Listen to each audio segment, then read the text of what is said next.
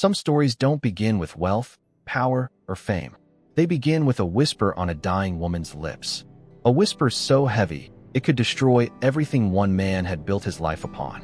Tonight, you'll hear a story about loyalty, betrayal, and a secret that refused to stay buried.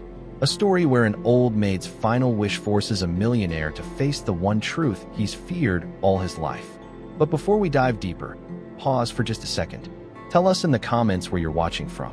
And if you love stories filled with twists you'll never see coming, make sure you hit subscribe. You'll want to stay until the very end of this one. Now picture this. A quiet hospital room. The faint smell of antiseptic. Machines beeping softly in the corner.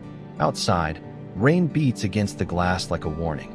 Inside, an 85-year-old woman, her skin thin and pale, clutches the hand of the man she once raised like her own child. Her name is Evelyn Carter. For more than 6 decades, she served the Whitmore family. She wasn't just a maid. She was a guardian of secrets, a witness to things no one else dared to see. Her back was bent from years of labor, but her eyes still carried a fire. And the man at her side? Richard Whitmore, 62 years old, wealthy, respected, a name that echoed across the city like royalty.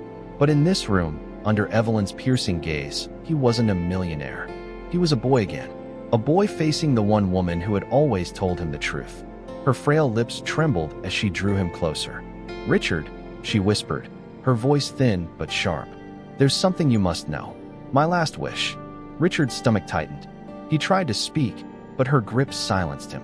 "If I take this secret to the grave," she said, eyes glistening, "it will bury you too." The storm outside rumbled, the machines clicked louder. And in that moment, Richard realized his life was about to change forever. But what was Evelyn hiding? And why now, at the edge of her final breath? The answers would unravel everything. The storm didn't stop when Richard returned home. Thunder rolled in the distance, and the heavy rain slid down the glass walls of the Whitmore estate, blurring the view of the manicured gardens outside. Inside, the mansion was too quiet, its silence pressing in on him. Normally, Richard found comfort in the polished marble floors, the scent of fresh lilies in tall vases, the flicker of firelight in the lounge. Tonight, though, none of it felt familiar. Every corner carried Evelyn's ghost. He walked slowly through the main hall, his footsteps echoing like accusations. He could almost see her, bent but steady, carrying laundry up the staircase, or dusting the portraits of his father and grandfather that lined the walls. Evelyn had been part of this house for over 60 years, invisible to outsiders but essential to the family's rhythm. Now that she was gone, the house felt stripped bare. Richard paused at the bottom of the staircase, placing his hand on the smooth mahogany rail. His chest tightened. Her words refused to leave his mind. "You are not the only Whitmore heir." He wanted to dismiss them, to convince himself it was the rambling of an old woman fading into death. But Evelyn had never been a liar. If anything, she was too honest, too sharp. She had always told him the truth, even when it stung. And that was what terrified him now. "Father," the voice startled him. He turned sharply and saw his daughter, Clara, standing at the far end of the corridor. She was a striking woman of 34. Her black hair was pulled into a sleek style that fell neatly over one shoulder. Her tailored suit a perfect expression of discipline and control. But it was her eyes, steel gray, unblinking, that revealed her true nature. Clara Whitmore was ambitious, clever, and unyielding. She had inherited her grandfather's hunger for power and her mother's cold precision. "You've been gone a long time," she said, walking toward him. Her heels clicked against the marble floor, sharp and deliberate. The hospital called. Evelyn passed. Richard nodded slowly, his throat dry. Clara tilted her head slightly, watching him too closely. "She spoke to you before the end, didn't she?" His stomach tightened. "Why would you ask that?" Her lips curved, not into a smile, but into something harder. "Because I knew Evelyn better than you think. She wouldn't have gone quietly. She was stubborn that way." Clara took another step closer, lowering her voice. "She told you something, didn't she?" Richard opened his mouth, but the words caught in his chest. He couldn't tell her. Not yet. Maybe not ever. Clara studied him for a long moment, her expression unreadable. Then she spoke again, her tone colder. "Listen carefully, Father. Whatever Evelyn said, Whatever secret she thought she could pass on, don't let it destroy us. The Whitmore name is bigger than her. Bigger than you. Remember that." She turned on her heel and walked away, her silhouette swallowed by the shadows of the corridor. Richard stood frozen at the staircase, the storm pounding against the windows like a warning drumbeat. His heart raced. What exactly did Clara know? And why did her fear of Evelyn's words feel sharper than his own? The mansion creaked under the weight of silence. Outside, rain poured endlessly. But inside, Richard could feel it. The storm had only just begun. The Whitmore mansion was too loud in its silence, and Richard couldn't breathe in it. The moment Clara disappeared into her wing of the house, he grabbed his coat and keys and left again, the storm still pouring. His car headlights cut through the sheets of rain as he drove across the city toward a place he hadn't visited in years, Evelyn Carter's home. It was nothing like the Whitmore estate. Her little wooden house sat at the edge of town, slouched under the weight of time. The paint had long peeled away, the porch sagged, and the narrow windows glowed faintly with the last touch of electricity she had managed to pay for. Richard stood in the doorway for a long time before unlocking it with the spare key she had once pressed into his palm.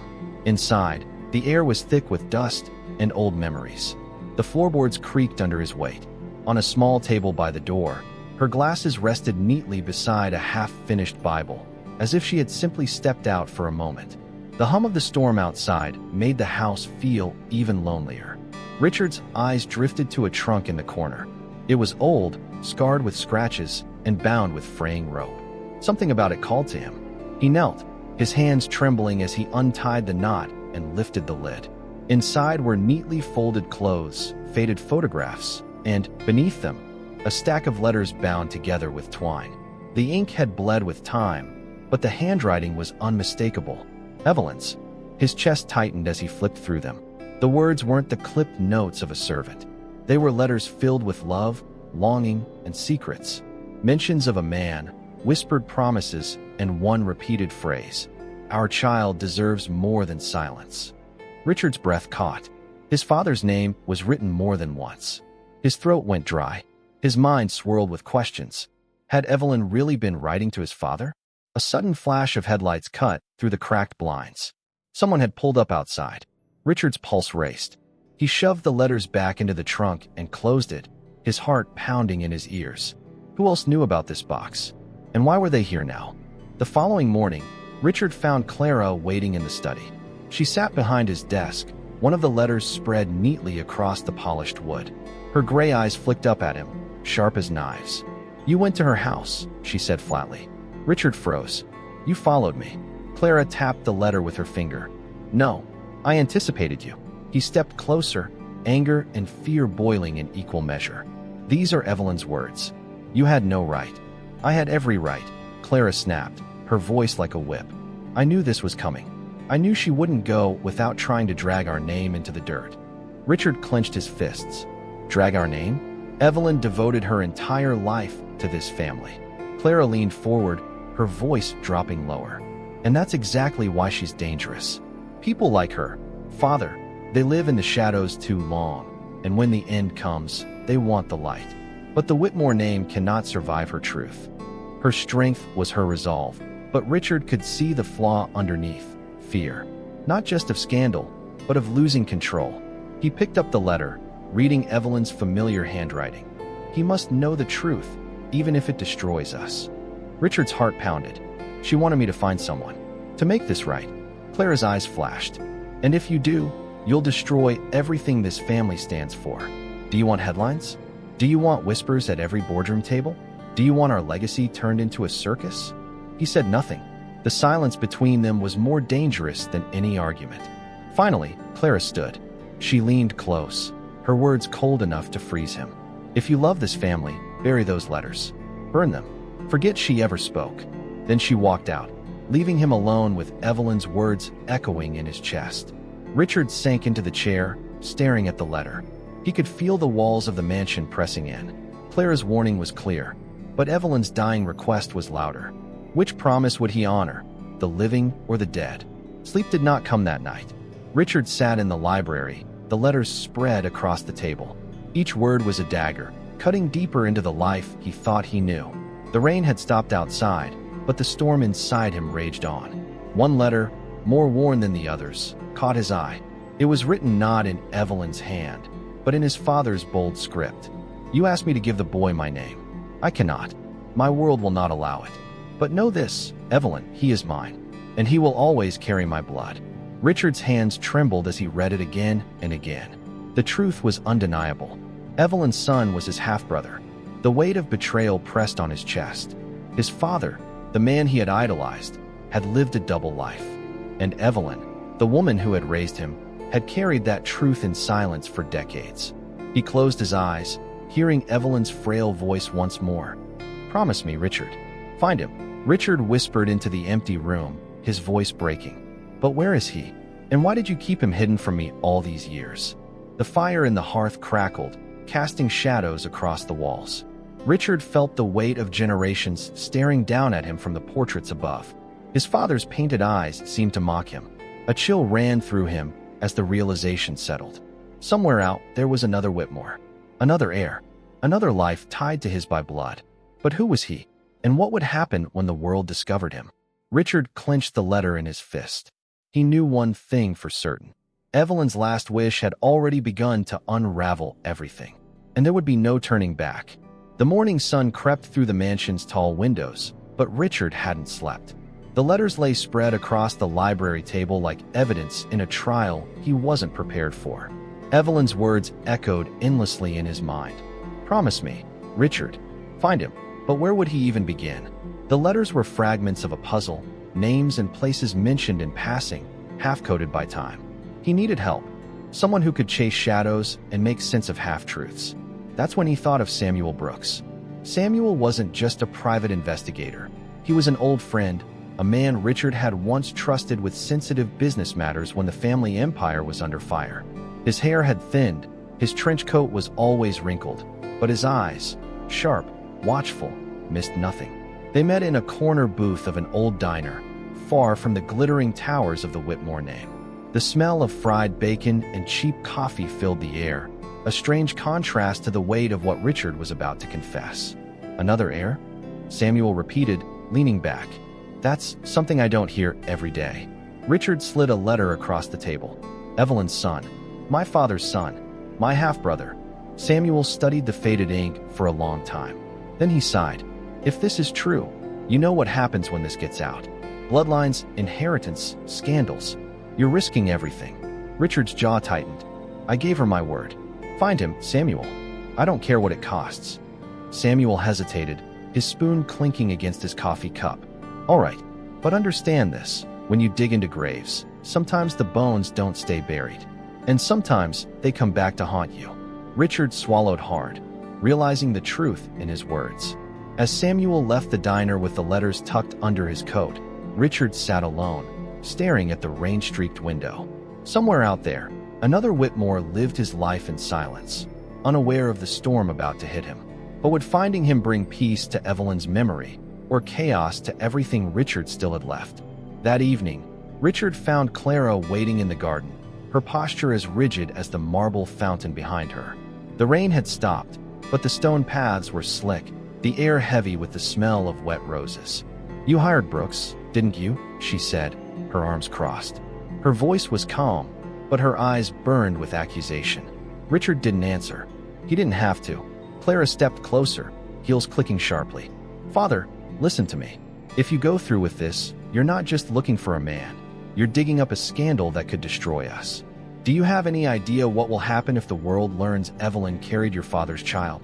Richard's face tightened. It's not about scandal. It's about truth. Clara laughed bitterly. Truth? Since when has truth ever built empires? Lies did. Control did. Appearances did. You taught me that. Her words stung because they were partly true. Richard had spent his life protecting the Whitmore name, shaping it into something untouchable. But now, standing in the rain-soaked garden with Evelyn's ghost pressing against his conscience, he felt that same name choking him. She asked me for one thing, he said quietly, and I will honor it. Clara's eyes glistened, but not with tears, with fury. Then you'll lose everything. Our name, our company, our respect. And for what? Some stranger? Richard turned his gaze to the fountain, water spilling endlessly into the basin. Not a stranger. Blood. For a moment, neither of them spoke. The air was thick with tension, the roses heavy with rain. Finally, Clara hissed, "If you go down this path, don't expect me to follow." She stormed off, her figure disappearing into the shadows of the mansion. Richard stood alone, the night pressing in. Evelyn's wish had set him against his own daughter, and the weight of it was crushing. But the bigger question burned louder than ever. What would happen if he actually found the brother? 2 weeks later, Samuel called. His voice crackled through the phone, low and urgent. "I found him." Richard's heart slammed in his chest. He gripped the phone tighter. "Where?" "South side of the city. Modest house. Works as a mechanic. Name's Marcus Hill." Samuel paused. "He doesn't know?" He has no idea who his father was. Richard's pulse raced. For days, he had imagined this moment, but now that it was here, dread outweighed relief. He thanked Samuel, hung up, and drove straight there, the city lights blurring past his windshield. Marcus Hill's house was a world away from the Whitmore estate. A small, weathered home with peeling paint and a rusted fence. It stood quietly on a cracked street lined with old cars. Richard parked and sat behind the wheel, staring. His breath fogged the glass. Finally, he stepped out. The gravel crunched under his shoes as he walked up the narrow path. The front door stood ajar, creaking slightly with the breeze. Richard froze. Should he knock? Should he step inside? His hand hovered at the frame. From where he stood, he could see faint light inside. Photographs hanging on the wall. Smiling faces, children, a family built without wealth but filled with warmth. His chest tightened. This man, this Marcus, was flesh of his flesh, yet a stranger. A voice echoed in his head. "Promise me, Richard. Find him." Richard took a step forward. The door creaked wider, and just as he was about to call out, a shadow moved inside. Someone else was already there. The shadow Richard saw inside Marcus's house wasn't Marcus, it was Samuel. He stepped back from the doorway as the investigator emerged, his coat damp from the drizzle outside. "I had to be sure it was safe before you walked in," Samuel muttered. His voice was low, cautious. "He's not here now. At the shop. I checked." Relief flickered across Richard's face, but it didn't last. Samuel's next words hit like a blade. "There's something else you need to know. Clara's moving fast." Richard stiffened. "What do you mean?" Samuel pulled a folded document from his pocket and laid it flat against the porch rail. Legal papers, stamped and signed, bearing the Whitmore crest. "She's filed a motion through her lawyers to lock down inheritance claims. If this man, Marcus Hill, ever comes forward, she'll have him erased on paper before he can even speak." Richard's stomach sank. She knew. Samuel's gaze was sharp. "She's known more than she let on. I followed her last night. She met with 2 lawyers at midnight. They weren't discussing whether your half-brother exists. They were planning how to silence him." The rain hissed as it hit the street, filling the silence between them. Richard's heart hammered. His own daughter, the child Evelyn had helped raise, was working to bury the truth, to suffocate her final wish. "Why?" Richard whispered, though he already knew the answer. Samuel's expression hardened. "Because power doesn't forgive mistakes. And to her, your father's sins aren't a hidden wound. They're a weapon in the hands of your enemies." Richard turned toward Marcus's door, staring at the photographs he could see through the window. Smiling children, a worn couch, a woman's laughter frozen in a picture frame. This wasn't just about blood anymore. This was about family, the kind Evelyn had fought for in silence. His fists clenched. "No, she won't take this from me. Not from him." Samuel's voice was steady, but edged with warning. "Then you'd better move quickly, because Clara's already ahead of you." The next day, Richard returned to Marcus Hill's house. This time, the door wasn't open. He knocked, his knuckles tapping against the old wood. For a long moment, there was only silence. Then footsteps approached. The door creaked open, and Marcus stood there. He was in his late 50s, tall and broad-shouldered, with rough hands stained by years of labor. His hair was peppered with gray, his eyes sharp, but carrying a quiet weariness. And in those eyes, Richard saw a haunting reflection of his own father. "Yes?" Marcus asked, his voice low, guarded. Richard's throat tightened. "Mr. Hill, may I come in?" Marcus hesitated, then nodded slowly. Inside, the house was modest but warm. The scent of engine oil clung faintly to his clothes. Family photographs covered the mantel, 2 grown children, a wife smiling brightly in every frame. It was a world far removed from the cold marble halls of the Whitmore estate. They sat at the small kitchen table. The silence stretched, broken only by the ticking of a clock on the wall. Finally, Marcus leaned forward, suspicion sharpening his voice. "Who are you? And why are you here?" Richard's palms were damp. He had rehearsed a dozen ways to say it, but none of them felt right. His voice cracked. "I knew your mother, Evelyn Carter." Marcus's eyes softened for a second, then narrowed again. "She worked for the Whitmores, didn't she? I remember. She used to visit when I was a boy." Richard nodded. His chest ached with every word. "She raised me, protected me. She asked me to find you." Marcus's brow furrowed. "Find me? What?" The weight of the moment pressed down. Richard drew in a shaky breath, the words trembling on his lips. "Because you're not who you think you are. You're..." A sharp knock at the front door cut him off. Both men turned their heads. Marcus rose, muttering, "Hold on," and moved toward the door. Richard's pulse pounded in his ears. Something felt wrong. When Marcus opened the door, the sight froze him. Clara stood there, flanked by two suited men holding briefcases. Her eyes locked on Richard with venom. "Well," she said coldly, stepping inside. "It seems I was right. You couldn't resist." The room turned heavy, the tension thick as smoke. Marcus looked from Clara to Richard, confusion and anger rising in his face. And in that charged silence, one truth was clear: the secret was no longer safe. The kitchen air thickened as Clara stepped inside Marcus's modest home. Her heels clicked against the worn linoleum floor, each step sharp and deliberate, slicing through the warmth of the room. Behind her, the two lawyers closed their briefcases with a snap, their presence as cold as the rain-soaked suits they wore. Marcus stiffened. His broad shoulders squared, his jaw tightened. "Who are you?" he asked, his voice edged with suspicion. "I'm the daughter of Richard Whitmore," Clara said coolly, her gaze fixed on her father. "And unlike him, I understand what's at stake here." Richard stood slowly, his voice low. "Clara, this isn't your fight." Her eyes flashed. "Isn't it? Every headline, every whisper in the boardroom, every deal we've built, it all collapses the second this man claims the Whitmore name. You know it. I know it." Marcus's face darkened. "Excuse me." His hand slammed against the table, rattling the salt and pepper shakers. "What exactly are you saying about me?" Clara's lips curled into a cold smile. "I'm saying you don't belong. Whatever fantasy Evelyn filled your head with, it ends here. Legally, you have nothing, and I'll make sure it stays that way." The room fell silent. Richard's heart pounded as he looked between them, the stranger who might be his brother and the daughter who was quickly becoming his enemy. "Clara," Richard said, his voice cracking. "Stop this. You don't understand." "I understand perfectly," she snapped.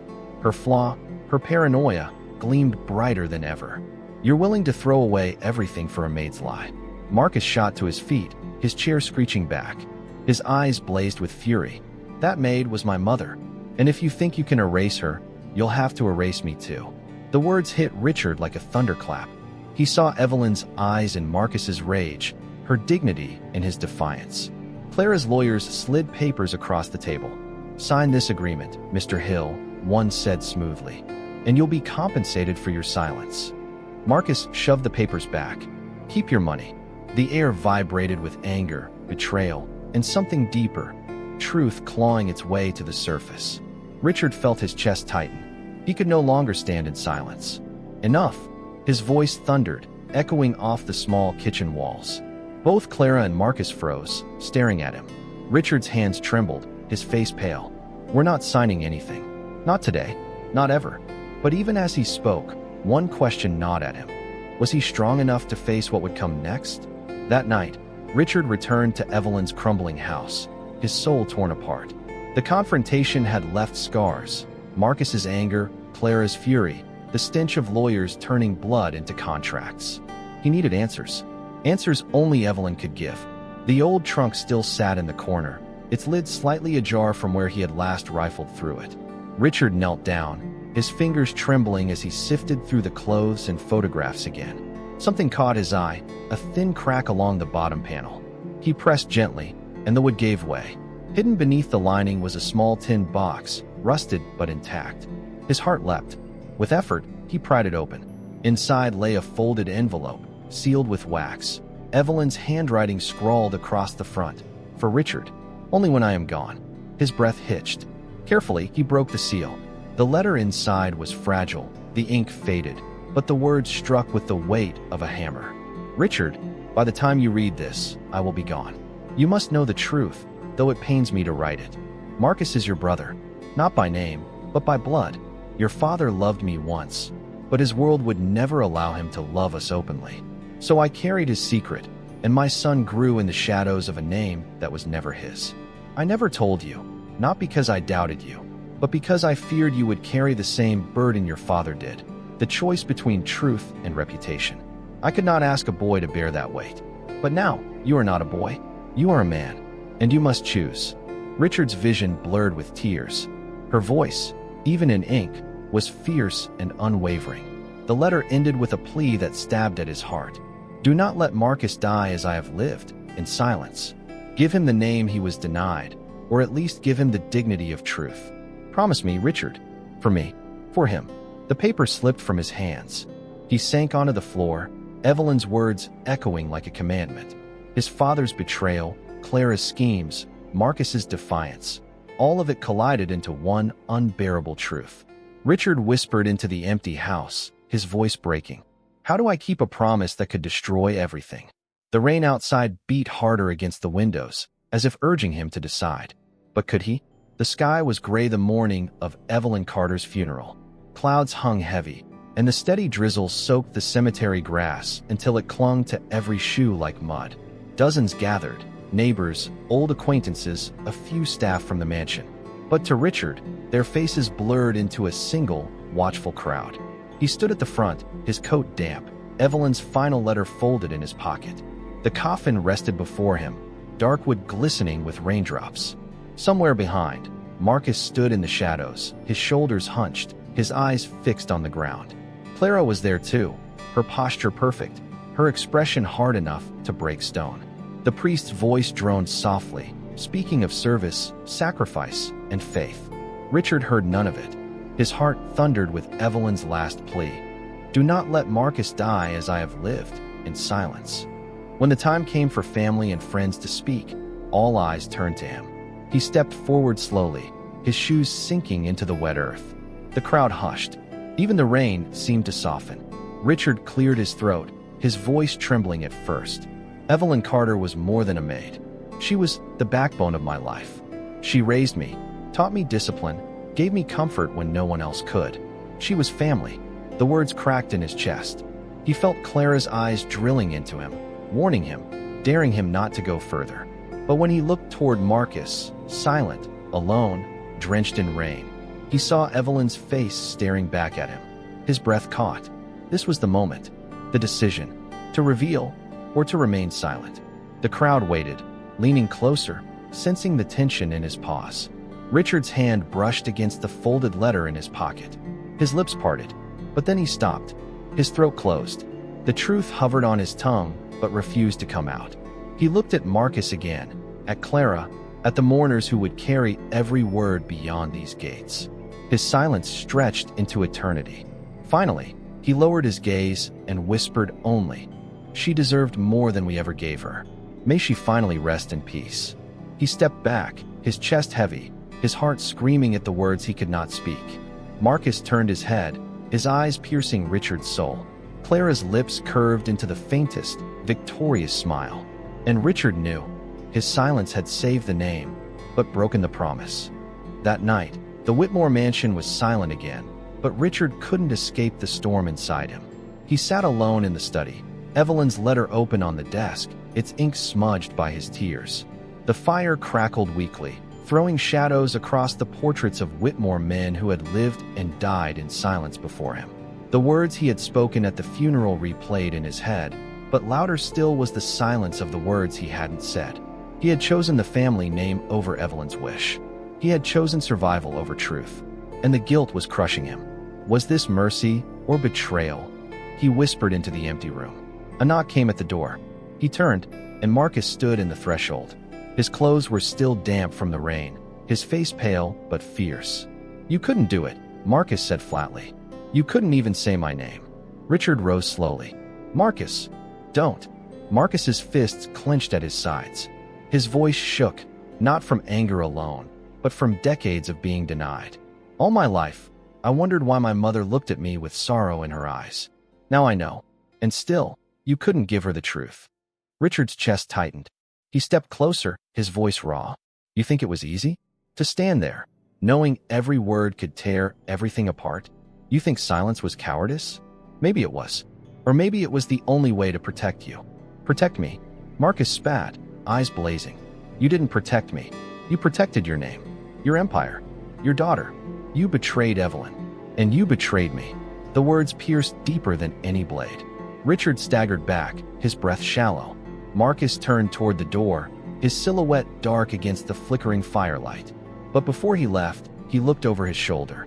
His voice was softer now, laced with pain. You'll have to live with your choice, Richard. But ask yourself this. Was it really your choice, or the same silence your father chose before you?